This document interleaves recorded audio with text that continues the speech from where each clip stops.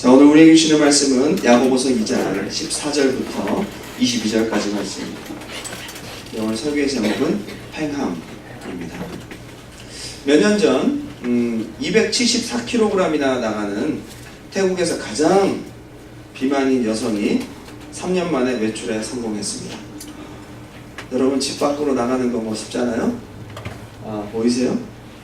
해외 뉴스에 나왔어요. 태국 AP통신에 따르면 방콕에 사는 어느 40세 여성, 육중한 몸집 탓에 집 밖으로 나올 수가 없어서 최근까지 3년이나 외출을 미뤘다고 얘기를 합니다. 그의 오른쪽 다리에 종양이 생겨 통증이 극심해지자 그녀는 집에서 나가게 해달라, 경찰에 절박하게 구조 요청을 합니다. 혼자 움직일 수가 없죠. 그래서 자원봉사자, 소방대원, 의료진으로 구성된 구조대는 아파트 3층에 사는 그녀를 꺼내려고 계획을 합니다. 이 사실이 알려지면서 취재진들이 모였고 동네 사람들이 모두가 모여들었습니다. 뜯어낸 창문을 통해 모습을 드러낸 그녀는 V자를 그리면서 여유로운 표정을 지었는데, 일단 벽 2개를 부쉈어요. 벽을 2개를 부수고 공간을 확보하고 그 다음에 지게차를 3층까지 올려보내서 구조대원들 6명이 들것에 실어서 그 여성을 지게차까지 옮겼고요. 그리고 대기한 의료진에게 응급치료를 받은 뒤 병원으로 옮겨진 그녀는 몇 걸음밖에 걷지 못해 집에서 화장실 간 게 고작이었다. 그래서 몇 년 만에 따뜻한 햇살을 보니 정말 감격적이다, 이런 얘기를 했다고 합니다. 이번 한번 움직이려면 온 동네 사람들이 다 움직여야 돼요, 그죠? 그냥 사람으로는 안 돼요. 지게차가 와야 돼요, 지게차가. 제가 이 뉴스를 보면서 무슨 생각을 했느냐, 영적으로 팍 스쳐가는 어떤 깨달음이 있어요. 하나님이 당신을 한번 움직이려면 천사가 몇 명이 동원돼야 됩니까?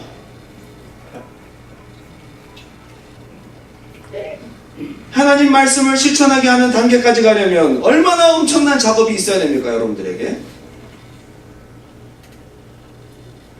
성령의 감동이 그렇게 와도 여러 명의 천사들이 낑낑거리고 여러분 달라붙어도 전혀 움직이지 않는 영적인 고도 비만 환자들, 전혀 움직이지 않으려는 영적인 비만 환자들, 오늘날의 많은 크리스찬들이 그런 모습이 아닌가 생각합니다. 오늘 본문을 보면 낙타무릎이라는 이름의 야고보 초대교회 지도자, 요셉과 마리아의 사이에서 진짜 태어난 예수님의 동생 야고보 사도가 우리에게 권면을 하고 있습니다.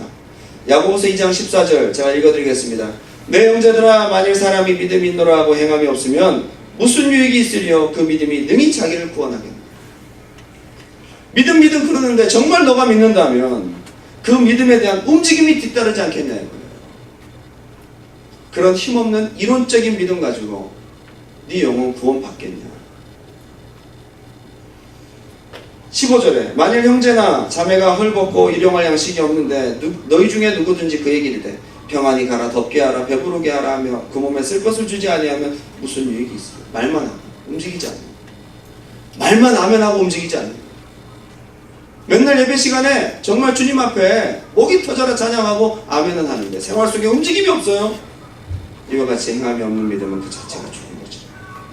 그 믿음에 따른 책임과 순종과 움직임이 뒷받침되지 않는다면 너 그거 믿음 아니야, 얘기하죠.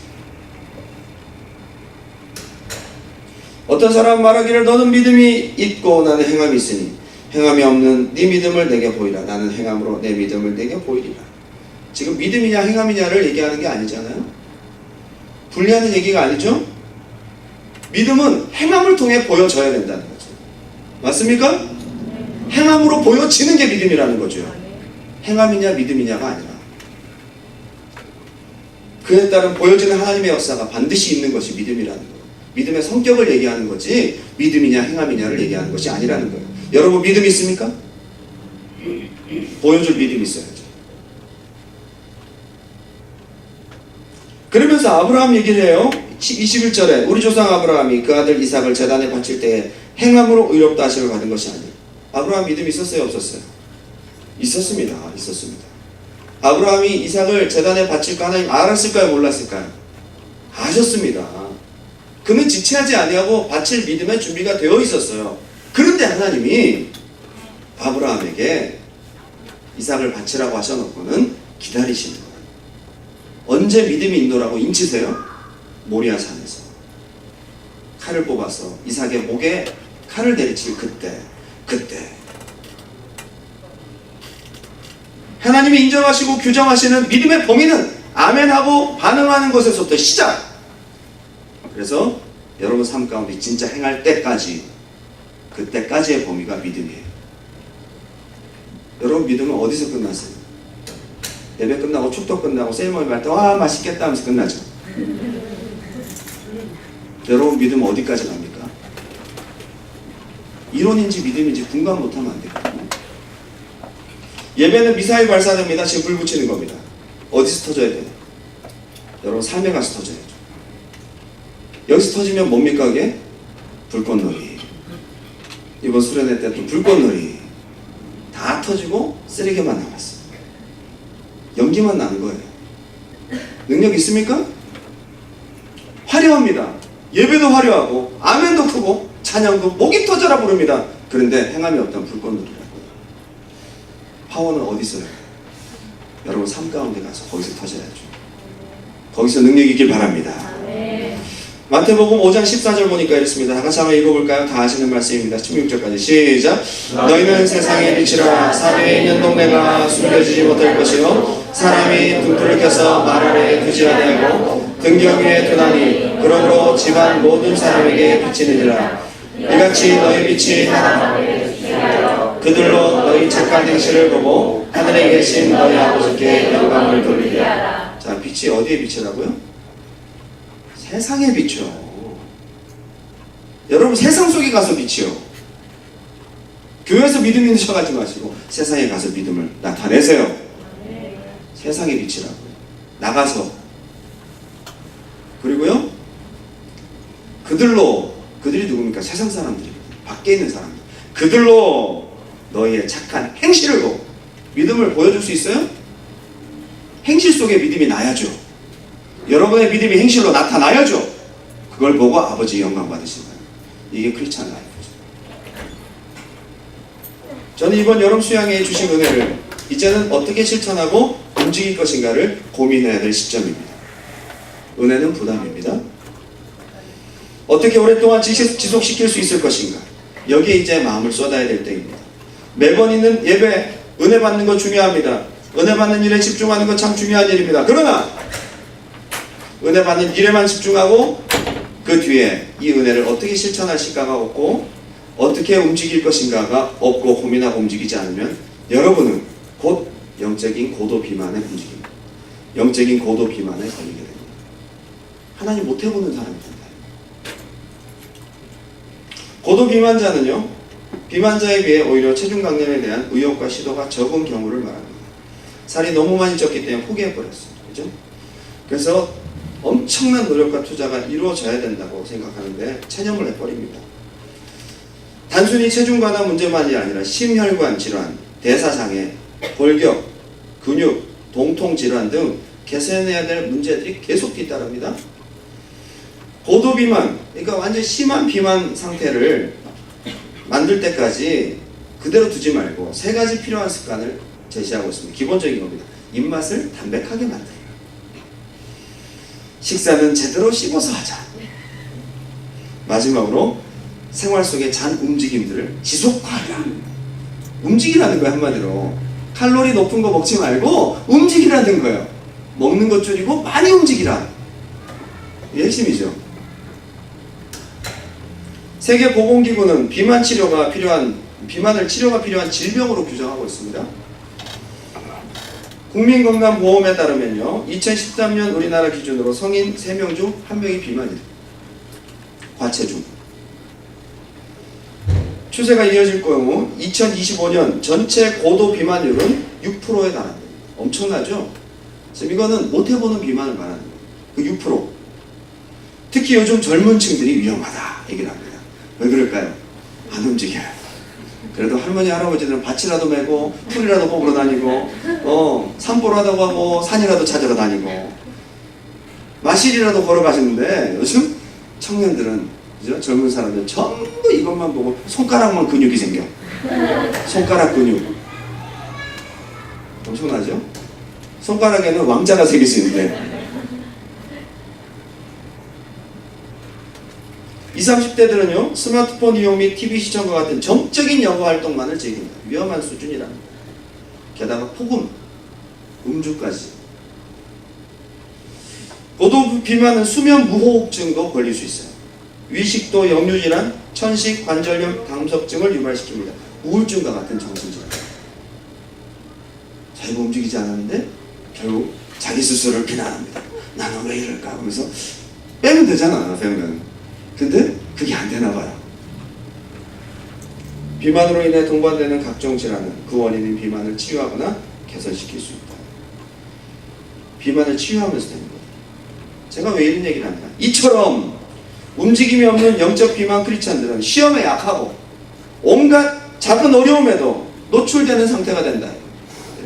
조금만 문제가 있어도 픽픽 쓰러지고 말이죠.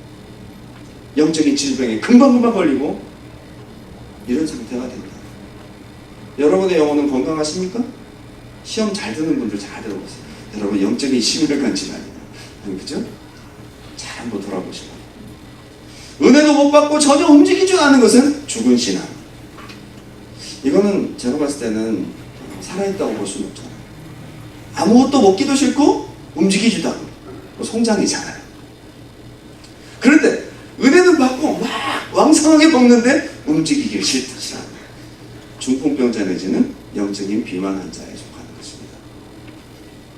은혜를 받는 것만이 중요한 것이 아니라 받은 후에 잘 받은 은혜를 활용해서 열매를 맺는 것이 더더욱 중요합니다. 오늘 저는 수행회를 다녀온 모든 성도님들 그리고 예수 그리스도를 믿는 모든 분들에게 행하고 움직이는 자에게 주시는 하나님의 축복에 대해 두 가지로 함께 은혜를 나누고자 원합니다. 첫 번째 하나님 주신 축복입니다. 움직이는 자에게 주신 축복. 다 같이 시작.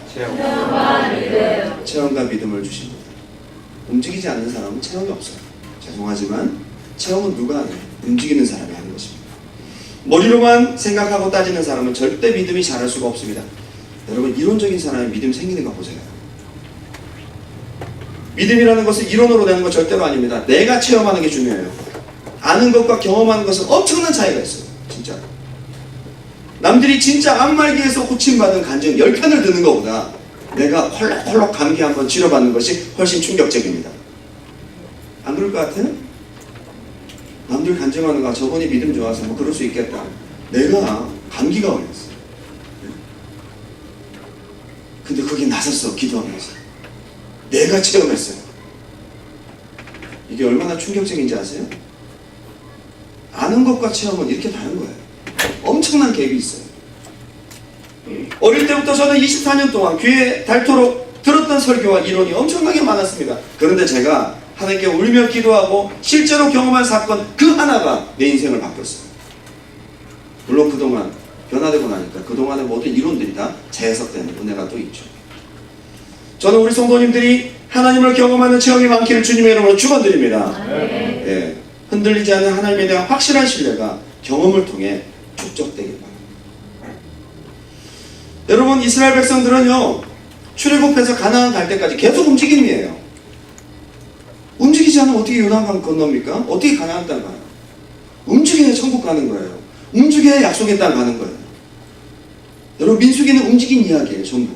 하나님 이렇게 하라 저렇게 하라. 그동안 움직였던 여정들을 소개하고 있어요. 천국 백성은 움직여서 가나안 땅 들어가야 되는 거예요. 움직임으로 가는 거예요. 요단강을 밟으라고 하십니다. 전혀 보이지 않습니다. 요단강은 그때 홍수철이란 말이에요. 사람 키를 넘는 엄청나게 물이 많은 시즌이란 말이에요. 그런데 법궤를 메고 요단강을 밟으라. 40년 훈련받은 백성들에게 움직임을 요구하고 있어요. 요단강 갈라놓고 걷는 것이 아니에요. 금 궤짝을 메고 법궤를 메고 요단강을 밟을 때 건너가는 거예요. 움직이라는 거예요. 최종적으로 요단강 갈라지는 것은 움직이는 자에게 열리는 것입니다. 움직이는 자가 결국 약속의 땅 들어가잖아요. 저는요 무식한 베드로 단순한 베드로 얘기하지만 베드로 정말 똑똑한 사람이에요. 베드로 전후서 읽어보세요. 얼마나 깊은지. 어부 출신이 한 것이 아니에요. 단순한 어부라고 우리가 무시할 것이 아니에요. 베드로는 신학적으로나 영적으로 깊었던 사람이에요. 그런데 베드로가 한 가지 장점이 있었어요. 움직였어요. 다른 모든 제자들보다 가장 많이 움직이고 가장 지체하지 아니하고 바로 행동으로 옮긴 사람이 베드로였습니다. 많이 움직이니까 남들보다 체험이 많아요. 사복음서 읽어보세요. 제일 많이 체험한 사람이 베드로예요. 엘리사가 엘리야보다 갑절이 영감이라고 했잖아요. 영감이 갑절이라고 했잖아요. 그죠? 네, 저도 헷갈리네. 영감이 갑절, 영감이 2배. 하나님에게 은혜를 2배로 받았어요. 그죠? 능력을 2배로 받은 거예요. 그런데 가만히 보세요. 엘리야가 행한 기적과 엘리사가 행한 기적을 한번 세보세요. 2배의 영감을 받았더니 체험한 것도 2배야. 하나님의 은혜를 받을수록 체험이 많길 바랍니다. 네. 체험을 통해서 주신 은혜들이 완성됩니다. 능력으로 나타나는 것이 그리스도의 삶이 아닙니까? 500명이 예수님의 부활을 보았습니다. 그분의 승천을 봤습니다. 그런데 380명은 감람산에서 마가다라방까지 몇 킬로 되지도 않는 거리에 다 탈락. 그 몇 킬로를 움직이지 않았어요. 380명은 성령 못 받았고, 그죠? 120명이 마가다락방에 성령 받았어요. 움직이는 자에게 체험을 주십니다. 우리 교회 성도님들 조용하고 너무 좋고 차분하고, 그런데 한 가지 단점을 말씀드리죠. 움직이지 않고 실천이 없어서 많은 체험의 기회를 놓치는 경우가 있습니다. 하나님이 여러분들에게 무엇을 원하는지를 잘 생각하십시오. 두란노 교회 성도님들에게 행함이 필요합니다. 행함이 필요한 줄 믿습니다. 믿음 안 자라고 하나님 경험하지 못하고 체험이 없고 안 믿어지는 거 누구 책임이에요? 하나님 믿어지게 안 해주셔서 내가 믿음이 없습니다. 이겁니까? 머리로만 생각하고 앉아서 이리저리 재고 전혀 움직이지 않으니까 체험도 없습니다. 1차적으로 여러분의 책임입니다. 믿음은 하나님이 주십니다. 그러나 하나님이 믿음을 주시는 그 시점이 언제인가를 주목하세요. 여러분이 말씀을 듣고 움직일 그때 하나님 믿음 주세요. 그때 믿음으로 구원받고 믿음의 역사가 나타나는데 그렇게 움직이지 않아서 어떻게 믿음이 자라겠습니까? 그 약한 믿음으로 당신의 영혼을 능히 구원할 수 있는, 정말 여러분 속에 보여줄 수 있는 믿음이 있습니까? 교회 일주일에 한 번 오는 것도 겨우겨우 오는 거예요. 그러다가 뭔가 문제 생기고 뭔가 일 생기면 안 와. 밥숟가락들 힘도 없다면 이거 문제죠. 입에 밥숟가락들 힘도 없어서 움직이지 않는다면 이거 어떻게 되겠어요? 주일에 은혜 한 번 받으러 오는 것도 이렇게 힘들어요. 어떤 상태인가 잘 보십시오.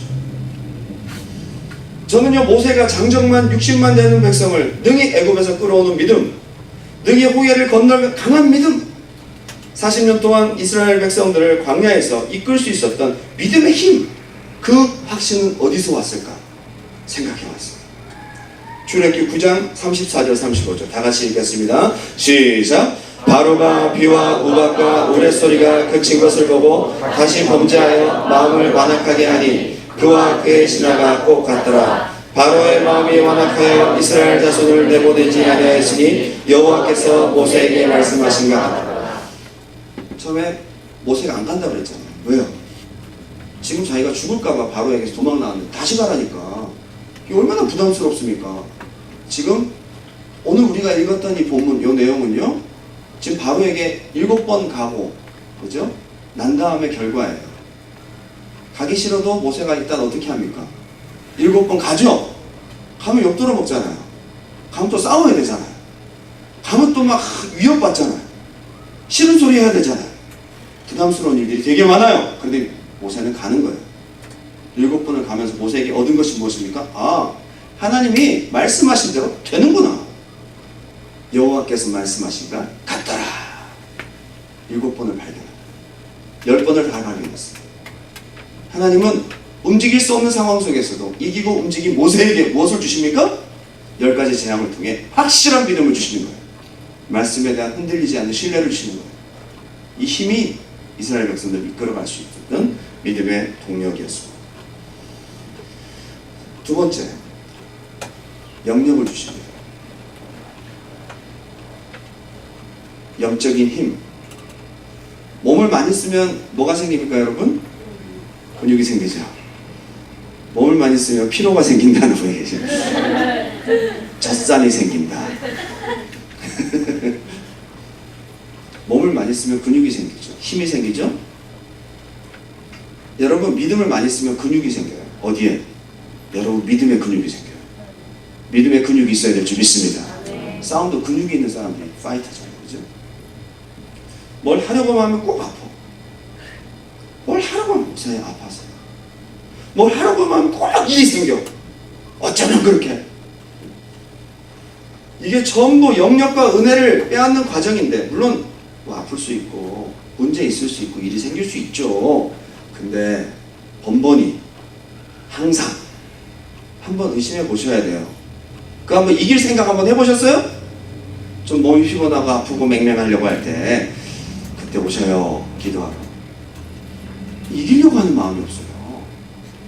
그러니까 그걸 이기면서, 여러분 근육은요 웃으면서 운동해서 근육 생기지 않습니다. 가보세요. 정말 이 운동 많이 하시는 분들 보면 핏대에서 정말 그래가면서 근육 늘리잖아요. 먹기 싫은 닭가슴살 먹고, 그죠? 이걸 이기는 과정에서 영적인 근육이 붙어요. 처음에는 하기 싫고 힘들어 못하겠는데 희한하게도 순종하고 움직이는 과정에서 할만한 힘이 생깁니다. 조금씩 더 여러분 영적인 근육이 붙기 시작합니다. 이게 여러분 힘이 생기는 거예요. 힘이 있어야 싸워서 이겨요. 힘이 있어야. 힘 없는 크리스찬들 마귀가 무시해요. 막 갖고 놀아요. 힘 있는 크리스찬들은 마귀가 해볼 수 없어요. 힘으로 물리칠 수 있어요. 항상 승리하는 크리스찬의 삶이 될 수 있는 것입니다. 영적인 믿음의 근육이 생겨야 돼요. 움직여서. 중풍병자 할아버지를 선교 가서 함께 우리가 기도해서 그 할아버지를 일으켰어요. 아니 할아버지가 일어나기 전에는 믿는다고 하오 그러더니 일으키니까 못 믿겠다는 거야. 응? 안 되겠다는 거예요. 그래서 할아버지를 이렇게 세우는 과정에서 얼마나 설득하고 나중에 할아버지 혼냈어요. 일어나시라고. 그때 할아버지가 일어나시더라고. 겁먹고. 그래서 강대상 주변을 한 바퀴 돌았어요. 그때까지도 세 사람이 옆에 부축하고 제가 부축했어요. 그런데 한 바퀴 돌고 두 바퀴 도니까요 할아버지가 이제 혼자 걷기 시작해요. 정말 신기한 것은 그 할아버지가 시도할수록 발에 힘을 얻는 거예요. 반신불수가 낫기 시작해요. 신경이 돌아오는 게 보여요. 저는 거기서 깜짝 놀랐어요. 아, 이와 같이 우리의 믿음도 움직이려고 할수록 처음에는 못 움직이게 했더니 움직일수록 힘이 점점 붙는 거구나. 하나님의 지지하심이 움직임 가운데 있어요. 저 그걸 봤어요. 물이 포도주로 바뀐 사건이 있었습니다. 요한복음 2장에. 그런데 물도 온 하인들은 알더라. 언제 포도주로 바뀌었을까요? 처음에 6통 넣을 때까지도 물이었을 거예요. 그죠? 근데 언제 포도주로 바뀌었을까요? 그거를 떠서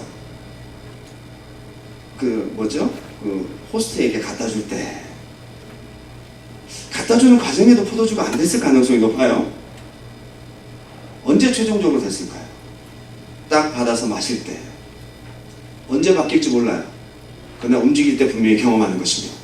이걸 누가 경험해요? 다른 사람은 다 몰라요. 이 포도주가 어디서 났는지 몰라요. 그런데 움직인 하인들만 알아요. 하인들에게는 체험이 있는 거예요. 자기들은 경험한 거예요. 그 가나 혼인잔치에서 가장 믿음이 성장한 사람들은 하인이에요. 움직인 사람들이.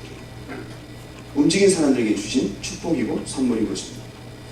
저는 나아만 장군 이야기를 또 하고 싶습니다. 나아만 장군이 어려운 결정을 하고 요단강으로 갑니다. 처음에 화가 나서 가기 싫어하잖아요. 자존심 상해하잖아요.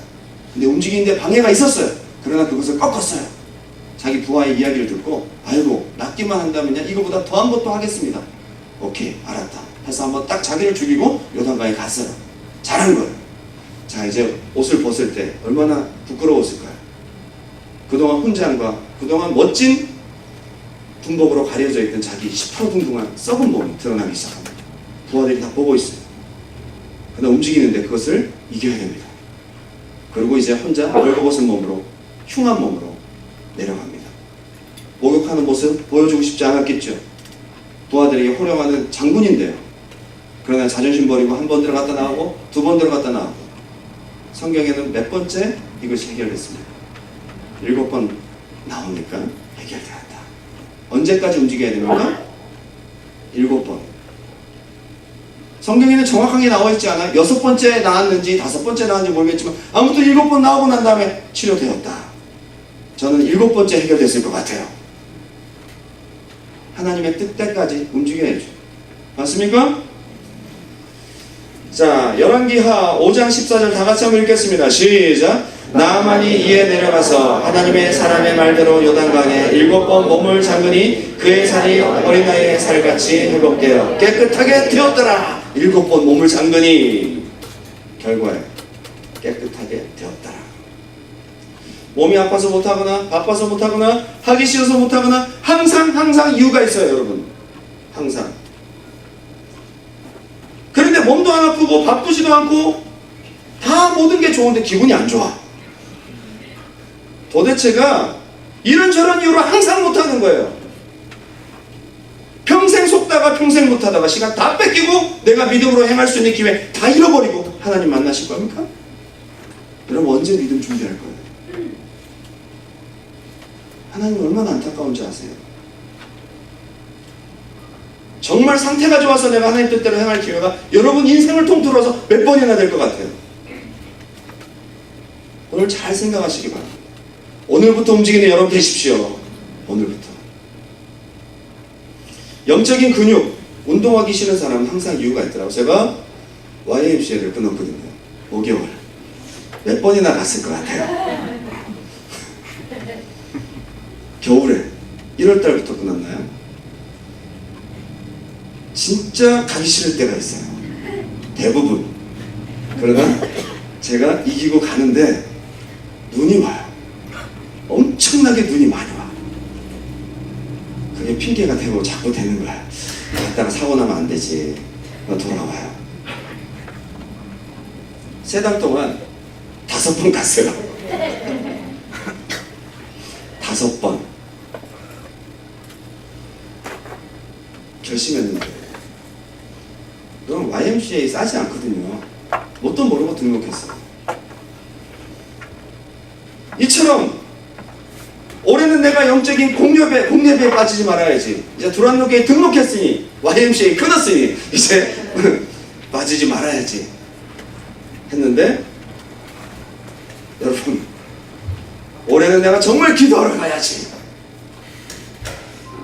저처럼 3달에 5번 가신 분들 저 되게 느낀 게 많았어요. 그때 이렇게 내가 움직이는 데 있어서 많은 방해와 육체의 욕심들이 많구나. 기도가 행함의 가장 첫걸음입니다.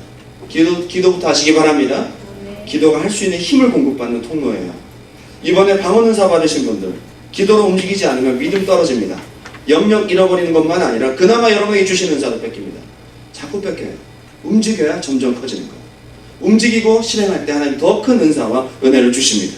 행함으로 근육을 키우지 않으면 여러분 온갖 마음의 질병을 얻을 수 있습니다. 영적인 당뇨, 영적인 심혈관 질환, 영적인 지방간. 갈수록 신앙생활 더 피곤하고 하기 싫어지거든요.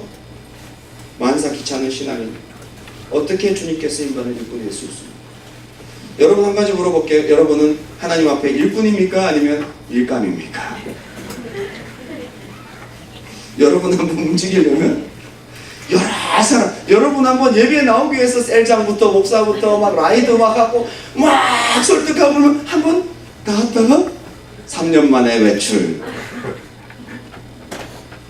화장실도 자기 힘으로 못 가. 영적으로 여러분은 지금 어디에 속해 있어요? 행함으로 근육을 키우면 더 활동적인 사람이 됩니다. 희한하게 근육량을 늘리면요 더 강건해지고 근육 대사량이 많기 때문에 여러분 많이 움직일수록 여러분들이 들은 말씀들이 잘 소화되어서 지방이 다 타고 여러분 믿음이 차곡차곡 쌓이는 것입니다.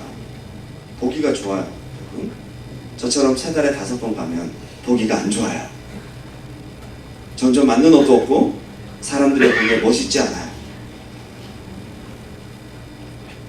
교회에서 말만 많고 움직이지 않는 사람, 교회에서 뺀질뺀질 이리저리 핑계대고 아무것도 안 하려고 하는 사람, 이론만 잔뜩 있고 알기는 많이 아는데 결정적일 때 믿음이 없는 사람 너무 많아요. 멋있습니까? 하나도 도전이 안 돼요. 이런 사람. 여러분 싸움하는 파이터들, 자 사진을 한번 보실까요? 멋있죠? 저 사람들이 저 근육을 만들기 위해서 얼마나 노력을 할까요? 땀을 뭐 1리터 이상은 흘릴 거예요. 비만이 없습니다. 잘 잘 싸우기 위해서는 펀치력과 스피드가 있어야 됩니다. 맷집과 체력과 스태미너가 있어야 됩니다. 근지구력이 있어야 됩니다. 저 몸을 만들기 위해서 절제하고 극기하고 말이죠. 운동량을 많이 해야 됩니다. 유산소 운동, 웨이트 트레이닝, 끊임없는 실전 스파링, 자기 몸이 전사로 될 수 있도록 저렇게 만든 결과가 적어요. 끊임없이 영적인 근육을 기르고 끊임없이 움직이는 사람이 그리스도의 좋은 군사가 됩니다. 영적인 파이터가 되셔야죠. 이 중에 전쟁에 나갈 사람이 몇 명이지? 민수기를 보게 되면 60만이 다 전쟁에 나갈 사람, 싸우는 사람이 하나님 숫자에 들어가요. 전쟁에 나갈 만한 크리스찬 되시기 바랍니다. 싸우는 사람이 크리스찬이에요. 다음, 경기장에 운동하는 선수, 마라토너들. 저 중에 살찐 분들이 얼마나 계십니까? 다 말랐어요. 다 근육이에요. 모든 지방이 다 타버릴 때까지 엄청나게 뜁니다. 다 근육이고 가벼운 몸을 유지해야 됩니다. 끊임없이 유지하고 움직이고 유산소 운동으로 지방을 태운 사람들, 영적인 마라토너. 여러분, 끝까지 포기하지 아니하고 주님 오실 때까지 표대를 향하여서 믿음을 끝까지 지키고 믿음이 오래 가는 사람이 누구냐? 움직이는 사람. 한 3년 신앙생활하고 못하겠다. 한 1년 기도해보더니 재미없다. 한 5년 하더니 신앙생활 별로다. 이 전부 다 이 근지구력이 떨어져서 가요. 영적인 믿음의 근지구력이 있길 바랍니다. 주님 오실 때까지 사도 바울처럼 믿음을 포기하지 아니하고 달려갈 길을 끝까지 마칠 때까지 영적인 마라토너가 되셔야 된다. 해만 믿는 여러분 되시기 바랍니다. 오늘 하나님께서 우리 도란노교회 성도님들을 사랑하셔서 믿음도 주시고 많은 체험도 주시려고 이 말씀을 여러분들에게 나누게 하셨습니다. 하나님이 여러분을 사랑하셔서 영역 있는 진짜 살아있고 군사와 같은 강력한 크리스찬, 그리스도의 좋은 군사를 만드시고자 원하십니다. 그래야 이 험한 세상 믿음으로 승리할 수 있습니다. 결론을 맺으면서 제가 여러분들에게 함께 은혜를 나눌 한 분을 소개하고자 합니다. 저는 항상 주일 설교를 준비하면서 우리 성도님들에게 이론만이 아니라 도전이 될 만한 실제적인 사례를 전하고 싶어서 항상 기도로 준비하는데, 저의 이야기도 좋지만 제 간증은 여러분 평상시에 많이 들으시니까 제가 준비 영상을 하나 찾다가 우연히, 여러분 항상 여러분에게 드리는 은혜와 예화들은 우연히 발견할 때가 많아요. 하나님이 주세요, 진짜. 제가 이걸 몰랐거든요. 한 분의 간증을 함께 나누고자 원하는데, CBS의 간증 토크, 최일도 목사님, 전혜진 집사님 간증으로, 진행으로 이렇게 진행되는 건데, 제가 우연히 처음에 보다가 처음부터 끝까지 제가 다 본 거예요. 1시간 가까이 되는 거를. 주제도 모르고 누군지도 모르고 그냥 마음이 가서 우연히 클릭을 해서 제가 보게 됐는데, 오늘 제가 말씀을 전하는 딱 그분인 거예요. 딱 그분. 어쩌면 이렇게 깜짝 놀랐어요. 박영희 선교사님입니다. 이분의 특징은 한마디로 무대뽀. 할까요? 무대뽀. 예, 무대뽀. 나 이렇게 무대뽀인 분 처음 봤어요. 그냥 움직여요. 그냥. 남편도 목사님이셨고, 그리고 한국 목회를 하시다가 하나님의 명령을 받고 1993년부터 일본의 교회를 개척해서 일본의 10개의 교회를 개척합니다. 전 세계 14개의 교회를 개척하세요. 여자분이. 여러분, 일본의 교회 개척이 쉽습니까? 여러분, 일본 유명합니다. 800만이 넘는 그 신당이 있어요. 엄청납니다. 시골로 갈수록 교회 얻기가 진짜 어려워요. 건물에 교회가 들어오면 사람들이 아무도 안 와요. 그 건물 망하는 거예요. 이렇게 사람들이 종교성이 아주 충만한데 전부 이방 신상들을 섬기고 있습니다. 그분의 스토리는 어릴 때 하나님을 만나면서부터 시작됩니다. 아주 병약한 상태로 정상이 아닌 몸으로 태어났어요. 6살 될 때까지 늘 엎혀다니고 혼자 걷기도 힘들어요. 아버지가 사업을 크게 하셔서 돈이 좀 있으셨어요. 그래서 아주 주치의를 좀 둘 정도로 자기 딸 살리는데 어떻게든 돈을 써야 되잖아요. 그죠? 아주 유능한 주치의를 그래서 1년 넘게 날마다 치료를 받게 했어요. 근데 그 주치의가 크리스찬이었나 봐요. 제가 아무리 해도 안 되겠습니다. 그동안 주신 돈 제가 다 돌려드릴게요. 돈이 한 번도 아니고 많은 돈을 주고 이분을 쓴 거예요. 자신이 없다고. 이 병은 제가 못 고치겠다. 그래서 그 아버지한테 알려드리고 죄송하다고. 그 아버지가 막 속이 뛰잖아요. 이 자식이 죽게 생겼는데 의사가 포기했으니까. 그러면 얘를 살릴 수 있는 방법이 없느냐? 막?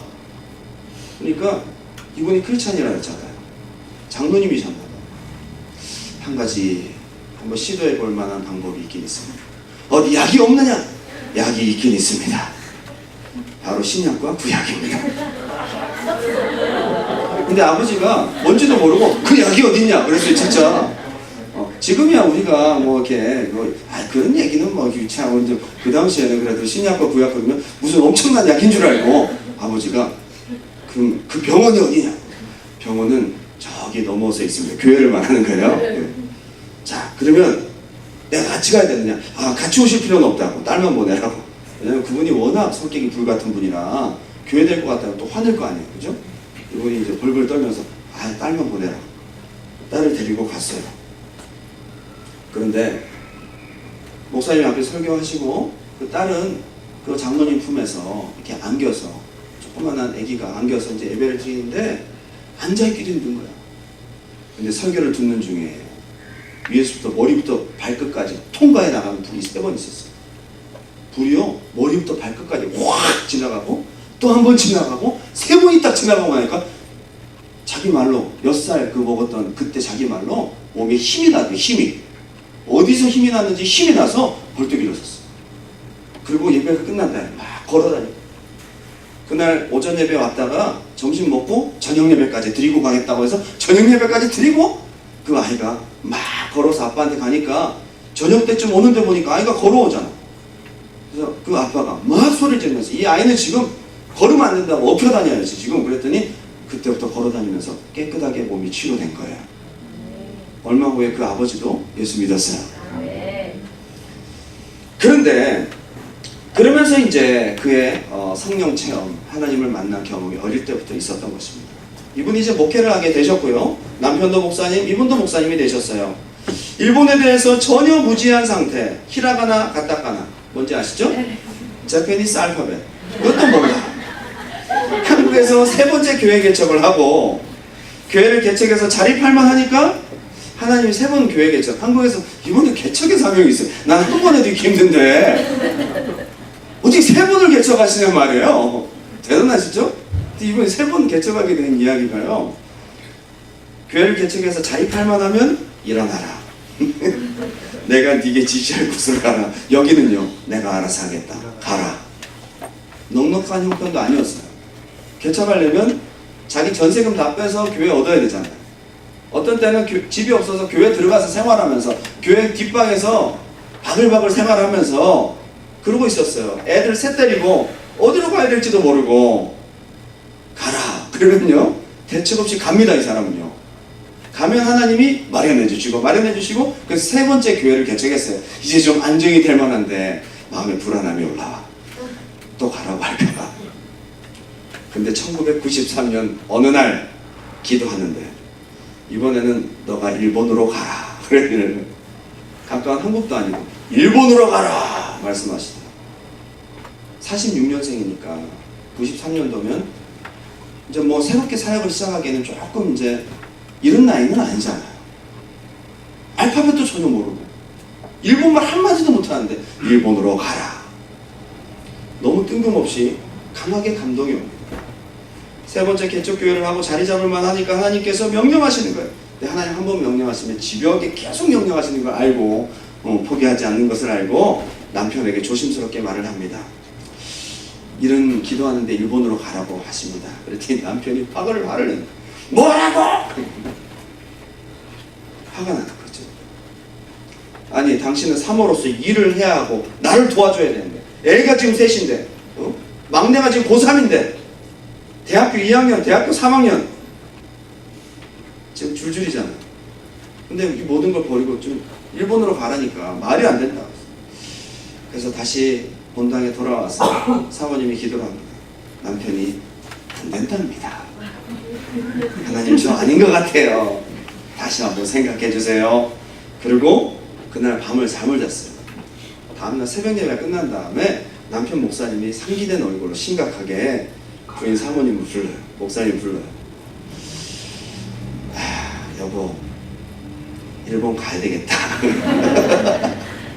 그날 밤에 하나님께서 목사님이 꿈을 보여주시고, 이분은 뭐 예언, 환상, 계시 뭐 이런 쪽은 사실 그렇게 많이 하지 않고 사모님이 주로 이제 감동을 많이 받으시는, 그날은 목사님에게 꿈에 하나님 나타나셔서 높은 하늘에서 어느 곳에 빛을 막 비추시는데, 그러면서 하늘에서 소리 있어 가라사대, 내가 이 딸을 보낸다. 가라. 내가 10개 지역에 빛을 발할 것이다. 그 얘기 듣고 깜짝 놀라서 일어났어요. 그래서 너무 분명한 계시를 얻어서 불순종하면 안 될 것 같아서 가라고. 이제부터 1993년 첫 번째 일본 교회를 개척하게 된 이야기를 하겠습니다. 세계성경 토요초 교회라는 교회, 일본에 3개월 동안 기도로 준비합니다. 이제 남편이랑 같이 동의하고, 이제 두 분이 같이 일본에 처음 가는 거니까 혼자 못 가잖아요. 그렇죠? 같이 가야지. 비행기표를 그냥 샀어요. 어디로 가야 될지도 모르고 아는 사람도 없는데, 야, 정말 무대포 아닙니까? 샀어요. 무작정 떠납니다. 어디로 갈지도 몰라요. 일본 아는 분한테 일본어를 좀 몇 마디 배웠어요. 뭐 이렇게 뭐 이다다키마스, 스미마생, 뭐 그런 이야기들 좀 배웠어. 배우고 난 다음에, 근데 배우고 난 다음에 다 잊어버리고 한 가지 단어만 생각났어요. 이키마스, 이키마스. 이키마스가 뭐냐? 갑니다 이런 뜻이거든요. 그 단어만 생각나대요. 그 단어만. 자기는 그게 생각나는 게 어떤 지역 이름인 줄 착각한 거예요. 그래서 이키마스, 이키마스로 가야 되겠다. 갑니다로 가야 되겠다. 그리고 이분이 비행기를 탄 거예요. 예, 대책 없죠? 예. 비행기 세 자리가 딱 있는데 남편 앉고 자기 앉고, 그 옆에 어떤 분이 앉았는데 일본 잡지를 자꾸 보길래 일본 분인 줄 알았더니 승무원과 얘기를 하는데 보니까 한국 사람이야. 그래서 그분을 붙들었어요. 제가 이키마스라는 곳으로 가려고 합니다. 어딘지 좀 알려주세요. 그랬더니 이분이 갑자기 의자에서 굴러 떨어졌어. 배를 잡고 일어나면서 두 번 다시 그 얘기 하지 마세요. 아니 그게 아니고 이키마스로 가야 된다고요. 도와주세요. 이키마스로 가야 된다고요. 그분이 막 깔깔이 묻다. 그럼 제가 도와드리겠다고 그러더니 비행기 다 내리고 하는데 그걸 찾으니까 없어. 도망간 거예요. 자꾸 갑니다로 보내달라고 하니까 이분도 부담되는지 도망갔어. 없어졌어요. 이 두 분이 어디로 갑니까? 말도 안 통하지. 갈 데도 없지. 그래서 비행기에서 내려가지고 그 쭉 걸어서 어떤 공원이 나오더래요. 공원에 둘이 앉아서, 공원에 둘이 앉아있는데 갈 데도 없고, 여기는 누구인가, 나는 누구인가, 여기는 어딘가. 사람이 많이 지나가는데 전부 다 그냥 우리나라 사람이 아니니까, 그죠? 참 답답한 거예요. 무대뽀죠? 5시간이 지나갑니다. 계속 거기서 기도만 하고 앉아있는 거예요. 순종했어, 그죠? 순종했어. 계속 기도만. 그런데 5시간 정도 지나니까 이제 어둑어둑해집니다. 어둑어둑해지는 거예요. 큰일 났어요. 하나님께서 급하게 마음에 감동을 주십니다. 저기 보이는 공중전화 박스로 가라. 예. 이거는 비행기까지 타고 왔는데 뭐 순종 못하기 뭐가 있어? 무조건 움직이는 거지. 공중전화 박스 딱 갔더니 어떤 사람이 딱 끊고 나갔는데 다음 사람이 와서 전화를 딱 하는데 보니까 한국말로 전화를 하는 거예요. 그래가지고 그분 뒤에서 지키고 있다가 전화를 딱 끊는 순간 그분을 세게 붙들었어요. 도와주세요. 그래서 우리가 지금 이렇게 여차저차해서 얘기를 좀 하면서 이분도 황당하잖아요. 뭐 이런 분이 다 있나. 그래서 숙소를 좀 구해야 되겠다 하니까 자기가 아는 그러면서 이제 전화번호를 찾더니 한국 사람이 아는 게스트하우스를 소개해줬어요. 거기로 이제 간 겁니다. 거기로 갔어요. 거기로 가서 이제 일본은요 보름밖에 그 비자가 안 된대요. 그때는 보름밖에 안 됐대요. 그래서 보름 비자를 얻고 보름 동안 이제 게스트하우스에서 아침 주고 저녁 주고, 점심은 사 먹으려고 했더니 너무 비싸갖고 점심은 굶고 아침 저녁 먹고 15일 동안 부지런히 돌아다니는데 아무런 소득을 얻지 못합니다. 그러고 난 다음에 하나님, 이키마스는 갑니다라는 뜻이잖아요. 저희 왔잖아요. 하나님, 저희는 아닌 것 같아요. 자, 15일 동안 왔는데 저희는 순종했습니다. 순종했습니다, 하나님. 그리고 이제 다 돌아갔어요. 다 돌아갔어요. 이제 안 가려고 마음 먹고 편안하게 갔으니까, 갔다 왔으니까 이제 더 이상 뭐 그잖아요. 3개월이 딱 지났는데 전화가 딱 왔어요. 전화가 갑자기 딱 왔는데 전화를 수화기가 좀 멀리 들리는데, 박영희 목사님이십니까? 예, 그렇습니다. 그랬어요. 어디십니까? 그랬더니 일본이 되는 거예요. 자기는 일본에서 목회를 하고 있는 목사라고 하면서 이름을 물어봤더니 자기가 모르는 사람이고 이 사람도 처음 전화한 거예요. 누구 통해서 저를 아셨습니까? 그러니까 그냥 알게 됐대요. 이상하죠? 예.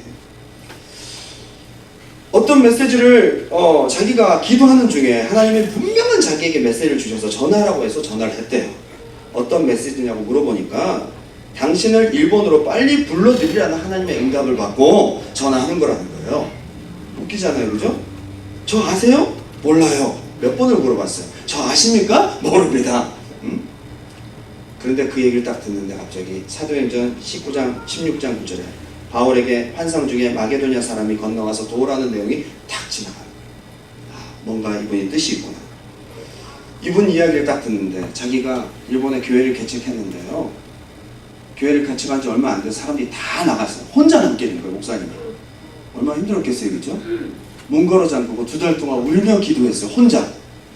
기도하다가 하나님 개척하라고 했는데 사람들 다 나가고 혼자 남았습니다. 그런데 하나님께서 그때 감동을 주십니다. 너에게 할 일이 있다. 한국에 박영이라는 사람이 있다. 목사다. 그리고 전화번호는 이러이러하다. 하나님이 기도 중에 전화번호와 이름을 알려주셨어요. 자, 여러분 이거 소설 아닙니다. 자, 하나님 이렇게 하실 수 있는 분이십니다. 이거 못 믿으면 천지창조 믿지 말아야지. 네? 천지를 창조하신 하나님 믿지 말아야지. 하나님 하실 수 있는 분이세요. 그래서 박영이라는 이름과 그리고 전화번호를 하나님 기도 중에 주셔서 자기가 받아줬고 무작정 전화를 한 거예요.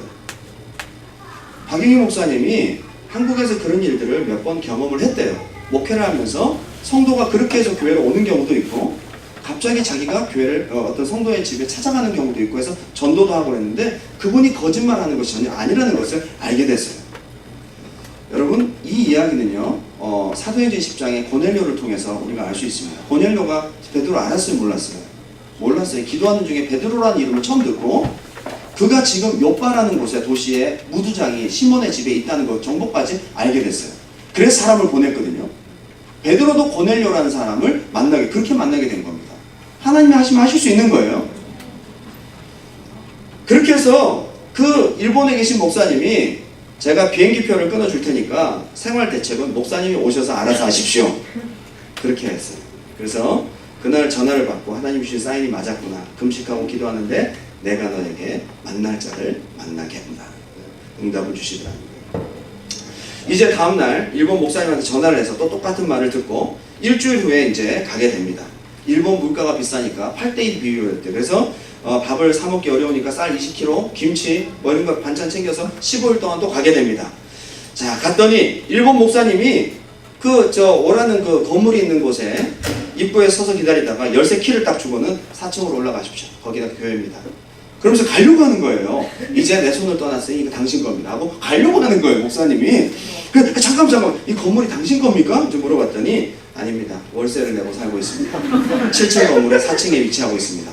15평 건물입니다. 그랬는데 이제 거기 100만 원 보증금이 있대요. 100만 엔. 보증금이 100만 엔. 그죠? 있고 매달 25만 엔씩 이렇게 내야 되는데 4달 지나면 끝나잖아요. 자, 4달 뒤에는 당신이 알아서 하시오. 가버렸어요. 4층에 올라갔더니 강대상이 있고 조그만한 성전이 있는데 그때 이제 하나님 앞에 기도하기 시작합니다. 하나님 어떻게 해야 되겠습니까? 10월 동안 간절히 기도하고 보름이 끝나서 한국에 들어왔는데 하나님께서 신학교를 해라. 그래서 신학교를 거기서 하게 되는데 학생이 없잖아요. 사람도 없고. 그래서 신학교를 하라니까 교수님을 구하러 자기 성경을 가르치셨던 교수님을 찾아갔어요. 하나님이 신학교를 하라고 하십니다. 저랑 같이 일본에 가서 5개월만 좀 가르쳐 주십시오. 그렇게 얘기를 해서 그 교수님이 가시게 되셨어요. 그렇게 해서 5개월 동안 15명의 사람들이 소문을 듣고 오고 어떻게 해서 15명이 주일에는 안 오고 주중에 신학교를 와서 그들이 은혜를 받고 이제 그게 거의 끝나갈 때쯤에 한국에서 자기 아는 후배 목사님이 전화가 왔어요. 4개월 보증금이 다 없어져 갈 즈음에 후배 목사님이 전화가 왔는데 선배님 일본에서 지금 어렵게 사역하고 계시다는 얘기를 들었습니다. 제가 뭘 도와드려야 될까요? 그랬더니 기도만 해주십시오. 기도는 당연히 하는 거고 혹시나 해서 제가 도움이 될까 싶어서 저희 한국에 있을 때 자기 큰집 동생이 예수를 그렇게 안 믿었는데 지금 일본에 가 있답니다. 자, 전화번호를 드릴 테니 한번 전도해 보세요. 그래서 전화번호를 받고, 야, 이제 나에게 첫 번째 성도가 생기는구나 해서 그분한테 무작정 전화를 했습니다. 자초중요를 설명했더니 냉정하게 예수 안 믿어요! 그러더래요. 예수 그럼 믿지 마시고요. 한 번만 만나주세요. 자, 만나는 시간은 주일날 오전 11시 저희 건물로 오시면 되겠습니다. 그래서 그분이 오셔서 성경책 갖고 있던 걸 드리고, 자, 그냥 성경책 보고 계시고, 지금 제가 설교하는 중간에는 얘기할 수가 없으니까 예배가 끝나고 저랑 얘기 좀 하십시다 하고 그냥 좀 약간 무대뽀죠? 그렇게 말씀을 전했는데 성령님이 그때 처음 온 그분의 마음을 바꾸신 거예요. 끝나고 난 다음에 내가 이 목사님을 떠나면 안 되겠다라는 마음을 넣어주셨어요. 그리고 이제 저 혼자 오기는 좀 부담되고요. 다음 주에 제가 한 명 더 전도해서 와도 되겠습니까? 저 혼자 오기는 너무 부담스럽고 목사님 저만 보시니까 한 명 더 데리고 와서 같이 올게요. 그 사람은 일본 사람이에요. 그러시라고 해서 그 사람을 데리고 와서 이제 2명이 된 거예요. 자, 그러면 이분을 내가 신방을 해야 되겠다 그랬더니 그 사람이 신방 안 받겠다는 거야. 일본 사람이. 그래도 가겠다. 그래서 이제 그분 주소를 알아서 이제 지하철을 타고 그리고 내려서 가다가 오는 길에 지하철역 앞에 사거리가 있는데 빨간 신호등을 딱 기다리고 있었어요. 근데 그 지하철 바로 너머에 5층짜리 건물이 하나 있는데 거기를 자꾸 보게 되면서 눈이 가더래요. 그러면서 내가 신호등 끝나면 가서 저기를 건물을 한번 들어가 봐야 되겠다, 이런 막 마음에 감동이 와서 갔어요. 갔습니다. 가서 2층으로 딱 올라가 봤더니 2층이 깨끗하게 비어져 있고 아무것도 없는데 너무너무 좋은 건물이 한 35평 정도 되더라고요. 1층을 보니까 한국식품점이 있고, 그래서 한국식품점 그 점주에게 가서 여기 주인이 누구냐 만나게 해달라. 그래서 얘기를 해서 한국 사람이 들어온다니까 반가워서 이분이 주선을 했어요. 통역도 해주고 다음날 만났어요. 건물주가 딱 나타났는데 등치가 이런 야쿠자 출신의 사람이 나타났어요.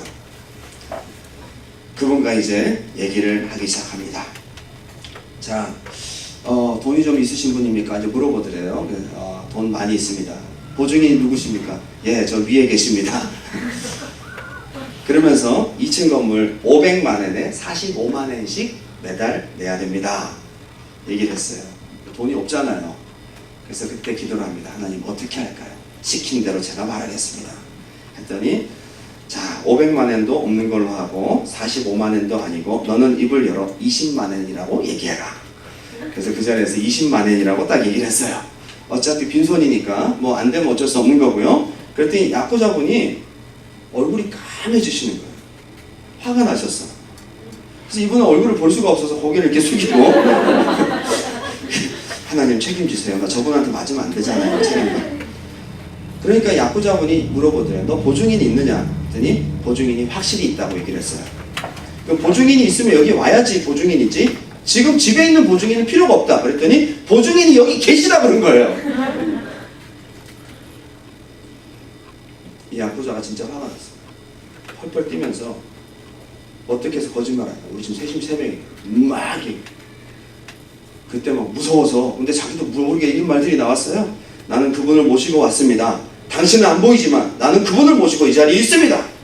그 얘기를 했더니 갑자기 그분이 딱 자리에 앉더니 조금 더 한숨 이렇게 딱 세더니요, 잠깐 있어보라고 하더니 일어나서 자기 컴퓨터로 가요. 그래서 서류를 꾸며갖고 인쇄를 해서 딱 들이미는데 보니까 자기가 도장 찍고 자기가 보증인이 되겠다고 해서 20만 원 해서 첫 번째 교회가 개척이 됩니다.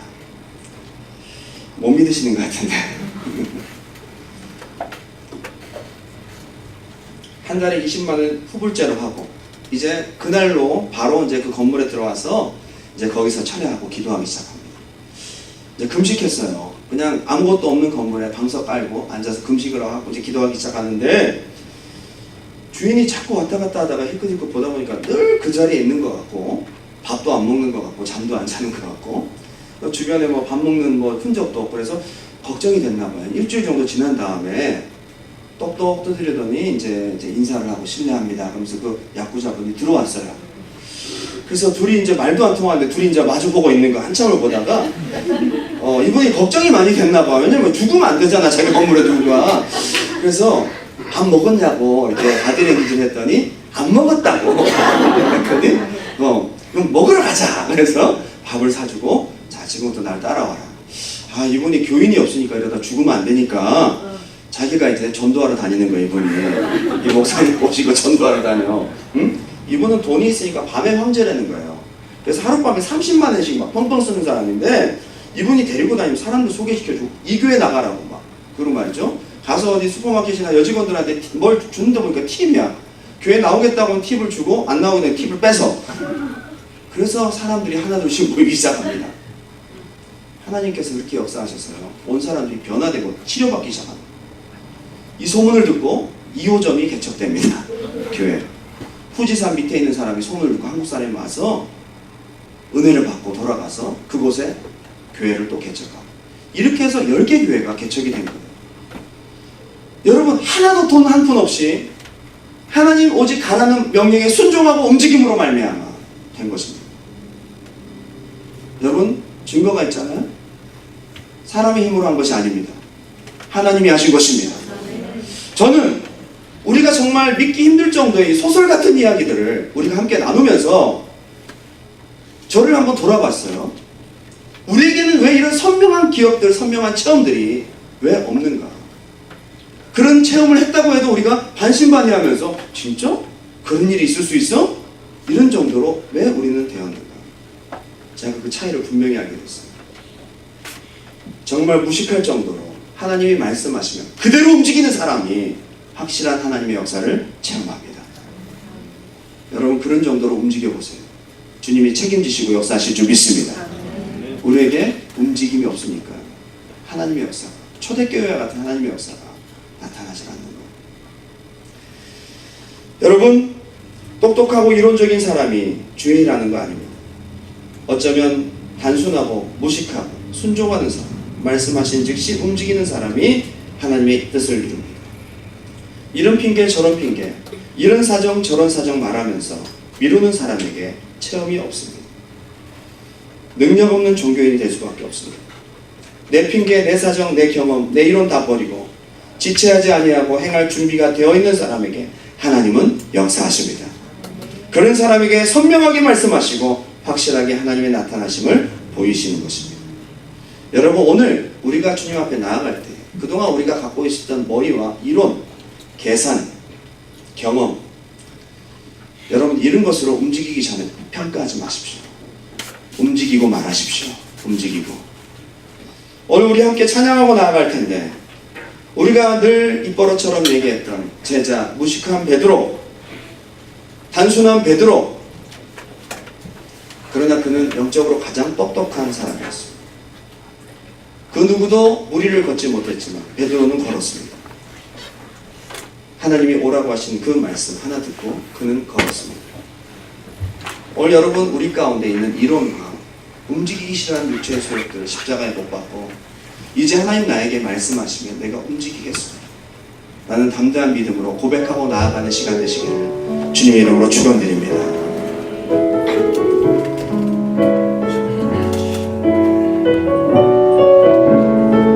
전능하신 나의 주 하나님은 전능하신 나의 주 하나님은 능치 못하실 일 전혀 없네. 우리의 모든 감각도 우리의 모든 간구도 우리의 모든 꿈과 모든 소망도 신실하신 나의 주 하나님은 우리의 모든 괴로움 바꿀 수 있네. 불가능한 일 행하시고 죽은 자를 일으키시니 그를 이길 자 아무도 없네. 주님 말씀하실 때 움직이세요. 주의 말씀 의지하여 깊은 곳에 금을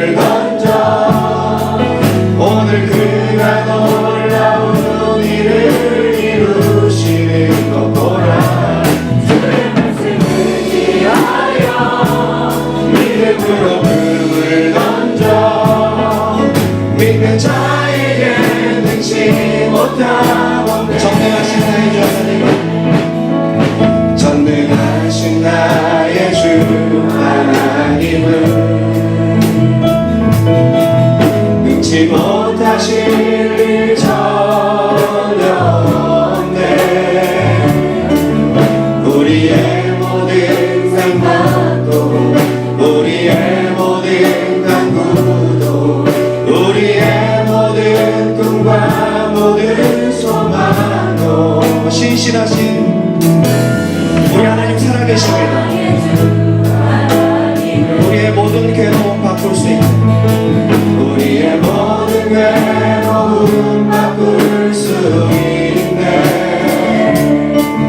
불가능한 일 행하시고 죽은 자를 일으키시니 그를 이길 자무도 없네.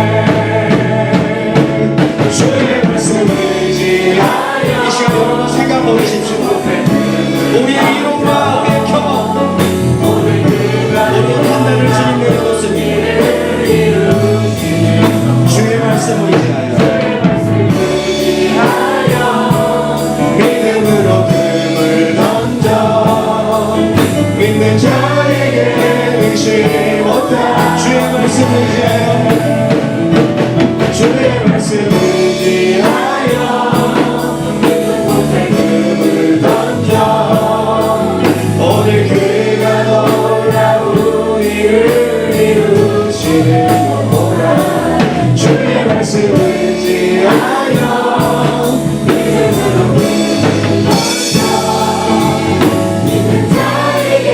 능치 못하겠네. 서로 눈을 감고 기도합시다. 우리에게만 안 나타나는 거지. 이 소설 같은 이야기라고 우리가 무시할 수도 있어요. 살아계신 하나님은 진짜로 믿고 움직이는 자에게 이런 소설 같은 이야기를 이루시기도 하십니다. 여러분 믿으세요? 내가 믿음 없어서 세워 못하는 거예요. 내가 믿음 없어서 안 되는 거죠. 믿는 사람에게는 오늘날에도 동일하게 역사하고 계세요. 사도행전에 역사하셨던 하나님은 오늘날에도 여러분 삶 가운데 움직일 수 있어요. 역사하실 수 있습니다. 내가 믿음이 없어서 그런 거예요. 우리 생각, 우리 경험 다 내려놓고 오늘 주님 앞에 믿고 나아갑시다. 오늘부터 나의 경험, 나의 이론, 나의 생각, 불신앙들 다 내려놓고 진짜 순수하게 어린아이처럼 하나님이 움직이라면 움직일 수 있는 사람 되시기 바랍니다. 그렇게 될 때에 하나님이 역사하실 줄 믿습니다. 저는 처음에 이 박영희 목사님의 간증을 들으며 정말 무대보다, 그러다가 나중에 마칠 때쯤 제가 눈물을 흘리면서 하나님 앞에 기도했어요. 하나님, 저는 왜 이렇게 순종을 못할까요? 지금도 순종하는 자에게 이렇게 역사하시는데, 보이지 않는 곳에서 전 세계 열방 가운데 지금도 하나님을 믿고 의지하고 있는 그대로 순종하는 자에게는 오늘날 이렇게 멋진 역사를 하시는데 왜 나는 하나님 앞에 회개했어. 내가 너무 하나님 앞에 똑똑하구나. 내가 너무나 불순종하고 있구나. 움직이지 않고 있구나. 주여 용서하여 주시옵소서. 우리 불안노교회 성도님들 오늘부터 움직이고 순종하는 여러분 되시기 바랍니다. 하나님이 여러분에게 선명하게 말씀하실 것입니다. 우리 주님의 이름 한번 뜨겁게 부르고 기도합니다. 주여